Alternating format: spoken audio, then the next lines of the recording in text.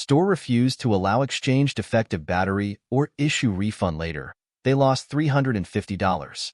This happened mid-2020 during COVID.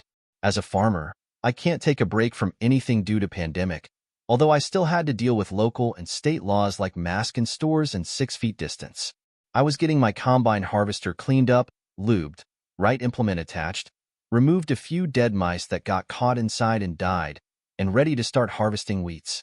The wheat, when planted in late fall or early winter, are meant to be harvested by late summer, and the window to harvest them can be mere weeks. Anyway, I noticed the harvester was not starting up, and when I checked, the battery wasn't holding any charge. Trickle charger ran for a few days, and the battery remained well below minimum required power. I guess the cold winter may have sapped the battery, and it was already old. I went to a local farming store to get a new battery. These batteries are $350 for my John Deere harvester, so not cheap. They didn't take the old one for core exchange as returns were temporarily banned. I could take it later and get the core fee back. I got it in and checked. Click, nothing. I checked the battery, deader than a doornail. My trickle charger couldn't detect the battery. That seemed to indicate there's a full open like a missed connection inside, or a few damaged lead plates. So back to the store. It should be a simple straight exchange, right? Except with Michigan's temporary ban on return to prevent people from getting too close to employees or sharing COVID-contaminated items. Stores were required to extend the return period starting from end of the ban so people can return. Unfortunately, the only option store offered was another $350 battery. The store policy had 2 weeks limit, after ban is lifted, that is, to return batteries for exchange and absolutely no refund.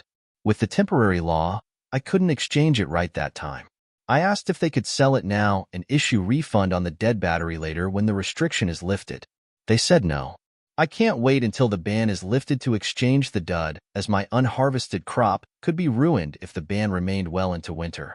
I involved my credit card company because I was getting screwed out of $350 with a dead battery, no exchange allowed, and no refund later.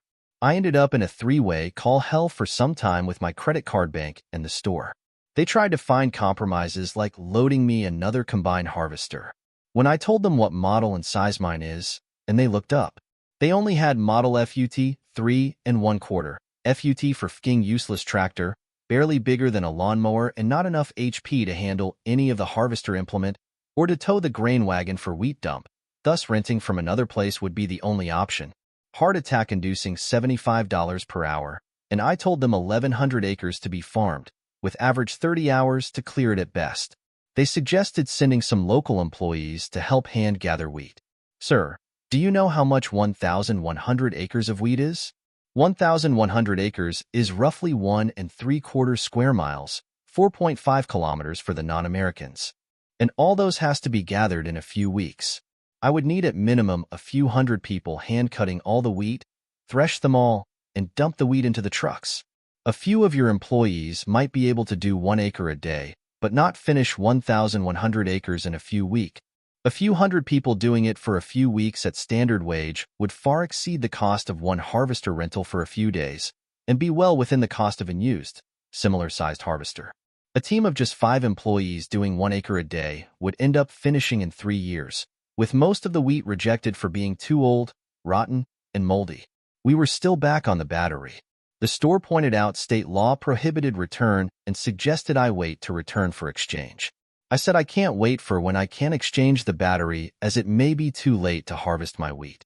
The credit card reminded them they had obligation to sell working merchandises, and they need to make an exception to either exchange for another now or allow defective battery returned for full refund when returns are allowed.